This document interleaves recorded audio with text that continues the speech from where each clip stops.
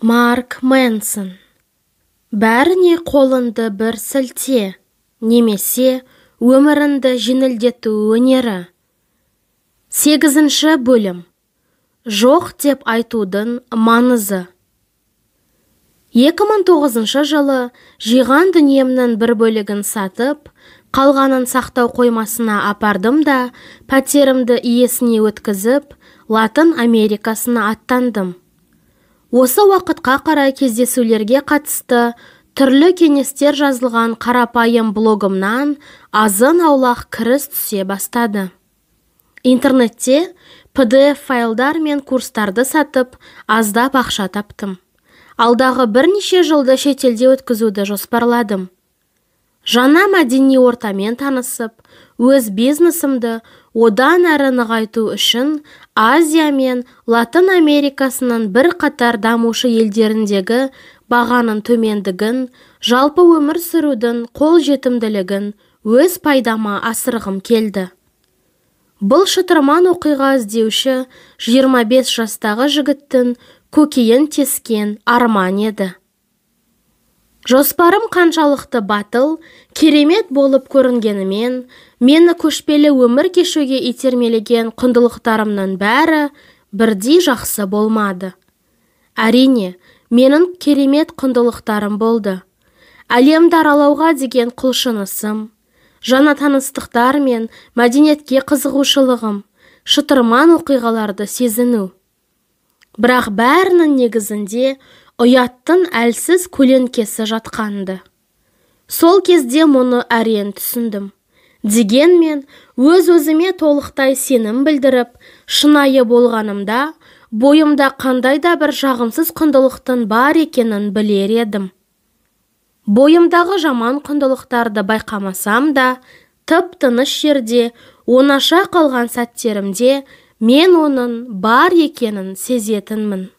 Сонымен қатар, жасөспірім шағымда басымнан өткерген нағыз травматикалық шок салдарынан 20 жастан асқанымда өзіме міндеттеме алуға қатысты біраз қиындықтарым болды.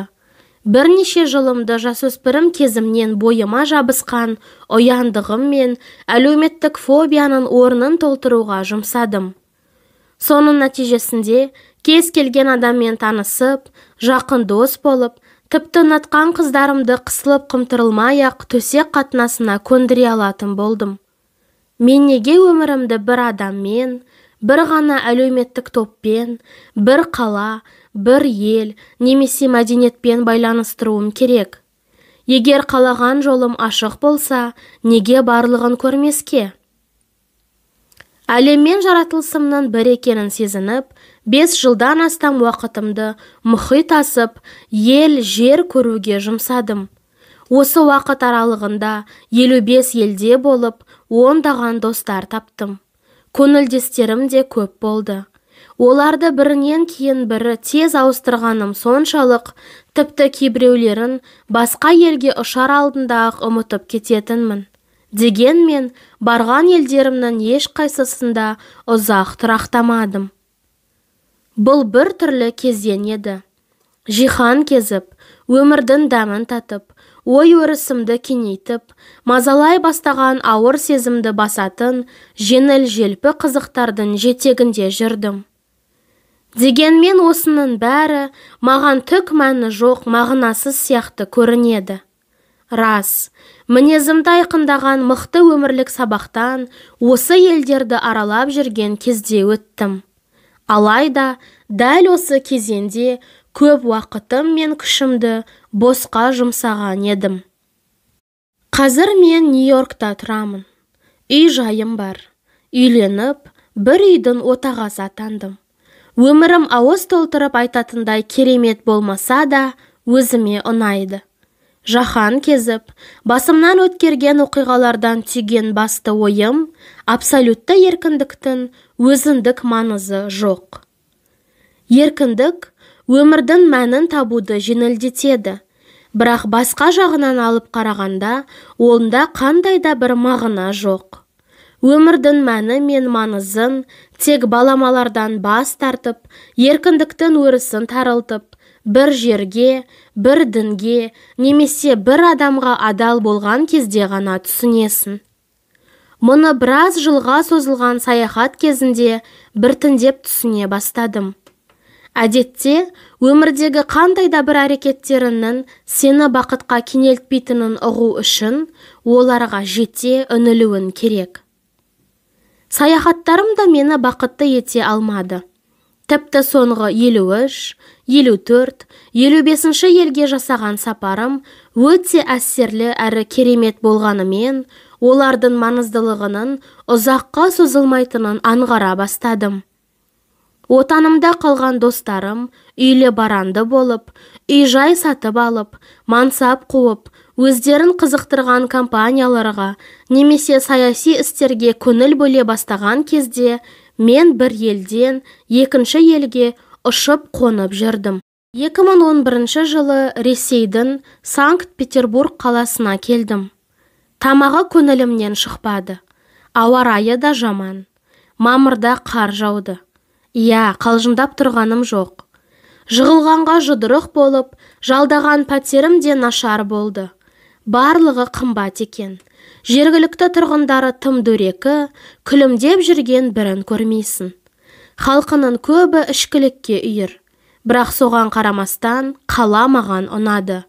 Есімде, бұл сапар ең жақсы саяхаттарымнан бірі ретінде сақталып қалды. Орыстардың мәдениетіне турашылдық тән. Бұл әдетте америкалықтар мен еуропалықтардың көңіліне кірбің түсіреді. Мұнда өтірік сыпайылық таныту, көлгірсу деген жоқ. Танымайтын адамға қарап беталды күлімдемейсің. Жақтырмаған нәрсеге өтірік ұнайтындай киіп танытпайсың. Ресейде біреу ақымақтық жасаса, онысын жасырып жасқамай, сенің мұның ақымақтық деп бетіне тура айтады.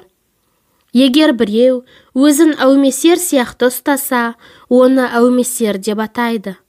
Мәселен, бір әйелді ұнатып қалсан, онымен әңгімелескен көңіліне жаққан жағдайда, оны бұлтақтамай сол әйелге бірден айтасың.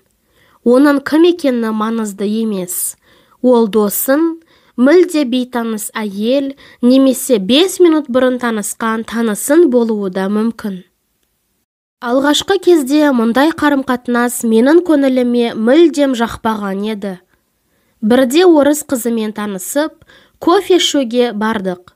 Екеуміз үстел басында отырмыз. 3 минут өткен соң, ол менің сөзімнің ақылға қонымсыз екенін айтты. Ішіп отырған кофеме шашалып қалдым. Бірақ оның сөздерінен қандай да бір агрессия байқалмады. Даусының ырғағы да өзгермеді. Ол мұны жай ғана ауа райын немесе аяқ киімінің өлшемін айтқандай жеткізді. Дегенмен абдырап қалдым. Өйткені батыста енді ғана танысқан адамның мұндай қылығы асқан дөрекілік болып саналады. Әйтсе де, орыстар осылай сөйлесетін. Барлығы маған дөрекілік танытатындай болып көрінді. Осылайша, батыстық нәзік сана сезімім мұндай дөрекілікті адамдардың өзіме жан-жақтан тап бергенінде қабылдады. Осының салдарынан жылдар бойы мазамды алмаған комплекстерім қайтып оралды. Бірақ бірнеше апта өткеннен кейін мен орыстардың тік сөйлеп, арақты шамадан тыс көп ішетінін қалыпты қабылдайтын болдым. Тіпті мен қарым-қатынас жасаудың осындай түрін бағалай бастадым. Өйткені адамдар сөйлескен кезде өздерінің шынайы бейнесін ашық көрсететін. Бұл коммуникацияда ешқандай жасырын мотив, арам ой, пайда көздеудің жоқ екенін білдіреді. Сонымен қатар, ешкім барын салып ұнауға да тырыспайды. Қаншама жыл жер жаһанды кезіп, Америкаға мүлдем ұқсамайтын жерде алғаш рет еркіндіктің ерекше дәмін таттым. Айтқандарымның салдары қандай болады деп қорықпай, ойымдағыны ашық айтуды үйрендім. Бұл теріске шығаруды қабылдаудан туындаған еркіндіктің бір түрлі формасы болды. Әуелі эмоционалды күйзеліске ұшыраған отбасылық өмірдің кесірінен, содан кейін өз-өзіме деген жалған сенімділігімді барынша көрсетуге тырысуыма байланысты Осындай еркіндік түрін аңсаған адам ретінде оны бұрын-соңды дәмін татып көрмеген ең керемет арақ сияқты сімірдім. Санкт-Петербургте өткізген бір айым зулап өте шықты. Ақыр соңында бұл қаладан кеткім келмей қалды. Саяхаттау дегеніміз өз-өзіңді жетілдірудің керемет құралы. Өйткені біз саяхаттың көмегімен тұрақты мәдени ортамыздан шығып, өзге қоғамды көреміз. Басқа құндылықтарды ұстанатын адамдардың тыныс тіршілігін байқаймыз. Әртүрлі мәдени құндылықтар мен өмірлік өлшемдермен танысқан кезде жауабы айқын болып көрінетін дүниеге басқа көзбен қарауына тура келеді.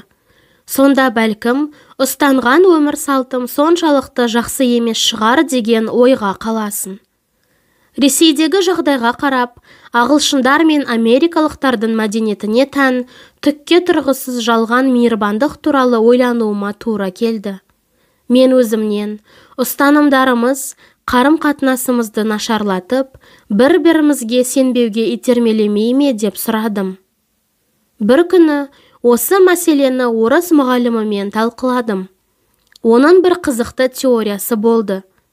Орыстар коммунизм кезінде ешқандай дерлік экономикалық мүмкіндіктерсіз қорқытуға негізделген мәдени ортада өмір сүрген кезде сенімнің өмірдегі ең бағалы валюта екенін түсінді. Адамдардың сеніміне кіру үшін шыншыл болу қажет еді. Яғни жағдайың нашар болса, еш қымсынбай, жағдайым нашар деп ашық айтасың. Шыншылдық кейде көңілге жақпаса да құнды болды. Адамдар кімге сенім артуға болатынын, кімге сенбеу керек екенін аз уақыт аралығында білуге тиіс еді. Ал ерікті батыста экономикалық мүмкіндіктер көп болды.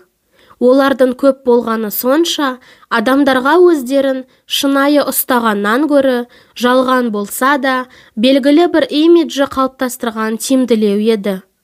Сенім критерийі өз құндылығын жоғалтты. Имиджбен адамның өзін-өзі көрсете білуі ең тиімді өлшемге айналды. Аз ғана адамды жақынырақ танып білуден гөрі, көпшілігін сырттай танығандай шала шарпы білгенін әлде қайда пайдалырақты. Осы жағдайға байланысты батыс елдері мәдениетінде басқаша ойласан да, жағымды сөздер айтып күлімдеу, ұсақ-түйек нәрселер жөнінде өтірік айту, келіскендей сынай таныту қалыпқа айналған болуы керек. Осылайша адамдар шын мәнінде өздеріне ұнамайтын жандармен дос болуға, алғысы келмеген затын сатып алуға үйренеді. Содан экономикалық жүйе адамның өзін-өзі алдауына жағдай жасайды. Алайда бұл жағдайдың зияны жоқ деп айтуға келмейді. Батыста адам толығымен сенуге бола ма жоқ па білмейсің. Кейде мұны тіпті жақсы достар мен отбасы мүшелері де білмейді.